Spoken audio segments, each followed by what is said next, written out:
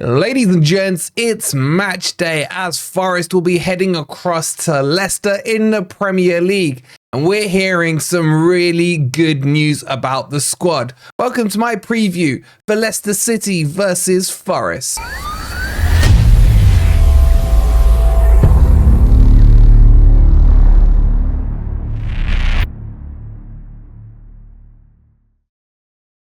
Good morning, good evening, or good night. Hope you guys are doing well, and welcome to your latest Forest news or preview. Coming up in this video, we'll go through my predicted lineup, and I've got an interesting selection to show you guys. Talk a bit about Leicester, and of course, I'll give you my predictions. If you're enjoying the content and haven't done already, please don't forget to hit that like button. Make sure you are subscribed to Forest Fan TV. We will have the watch along for you later on, about 7:30. I think it's an 8 p.m. kickoff. And if you want some more content between now and then, after you've watched this video, go watch our Heads Up with our YouTube Leicester mates. Bloody hell, there's a lot of bantering going on. I'll leave it on the end screen for you. And finally, football prizes have knocked it out of the park this week. Because our beautiful 2 stars, you can win this bad boy shirt, the 79 shirt, framed LED, all out here, and it's signed by the starting 11. This is a bad boy of a prize. So if you want to win this one, go scan this QR code now or click on the link that's pinned in the comments below. Alrighty then, let's get into the news and the preview. Now, I'm going to kick this off by saying I don't care about this Steve Cooper narrative, right? To be honest, I'm bored of it. I actually can't wait till 10 p.m. tonight. Let's take the 3 points, move on, and not have to deal with this whole charades around him. I know we've had some fun this week about it with our Leicester mates and what have you. But to me, they're just another team. They're just another obstacle in the way that we must overcome and beat. What I'm more interested in is the Morgan Gibb-White news. So we told you that we were hearing and he would have been ready for Crystal Palace, maybe not to start last week, but he was suspended anyway. And now with our secret agents on the inside who have spoken to him, who've discussed a couple of things with him, Morgan Gibb-White is fine. And those are his words. Now, I don't expect him to start. I wouldn't be surprised if he does, but I definitely expect him to be named in the squad for this match. So I think that's huge news. It's great competition as well. Elliot Anderson having a great game against Palace and everything else. But it's a huge boost, just even a morale boost. To see his name either on the team sheet or the subs bench is really going to lift the spirits, I think, not just for us fans, but for the squad as well. So that's some good news. Now, I do expect a couple of changes from Nuno from the team that faced Palace. As was mentioned on the podcast last night, they've had 2 extra days rest from us. Now, if this was a more superior team, I think that would have been an issue, but it's only Leicester. So let's get into my predicted team and let me talk you through what I think and what I want to happen. Let's go over to the screen. All right, so as always, let's have a look at the team that started against Crystal Palace. And there was some brilliant performances out there, some lackluster ones. I don't think there's going to be any major surprises, obviously apart from the inclusion of Morgan Gibb-White into the squad. I do, however, think the time is now, Nuno. Elanga you must drop Elanga and you have to put Jota on. For me, that is the key change. Now, in terms of the rest, it will all be dependent on whether or not they feel they can start Morgan or they want to bring him off the bench. If they don't start Morgan, I think they just go with that team. I think it will be one change, Jota for Elanga.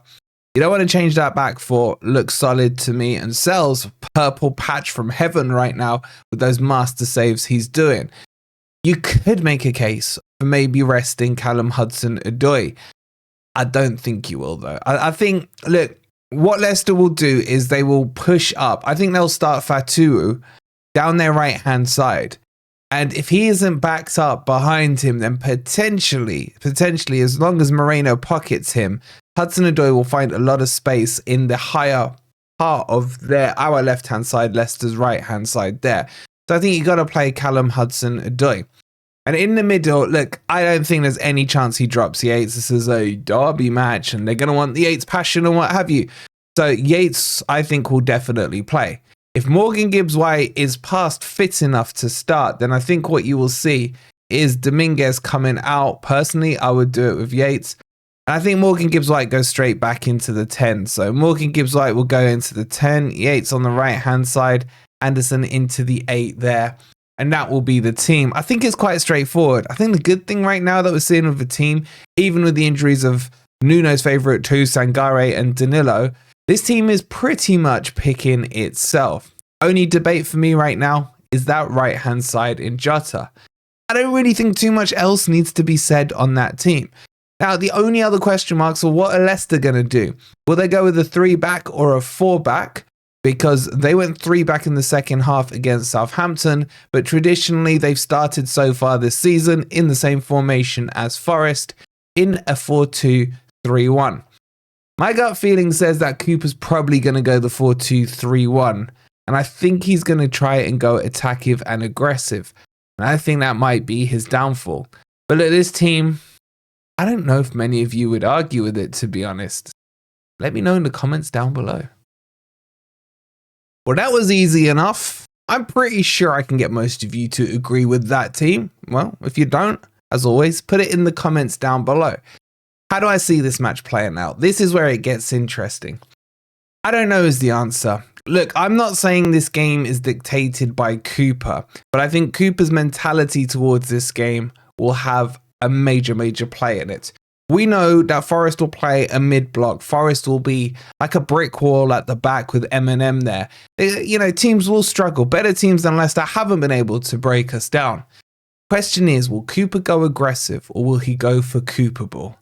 If he is of sound mind, he will go for Cooper ball because Forest struggled to break down a low block. If we end up with most of the possession, what that means is what we need really is that space in behind the defensive line where you can release the pace and trickery of our wingers, quick counter attacks, catch the opposition out of shape, and that's where we create our chances and potentially create our goals. If Cooper decides to go Cooper ball, then that space evaporates basically, and we would then have to work the ball and figure out how to break them down. I just got this feeling he's not going to do it. I think his pride and ego will get in the way on this one. He, don't forget, fell out with Marinakis. We all saw, you know, the cold shoulders that were going on at the end of the first season when we stayed up at Crystal Palace. We heard about the rumours of the breakdown in relationship. They hadn't spoken for months and what have you.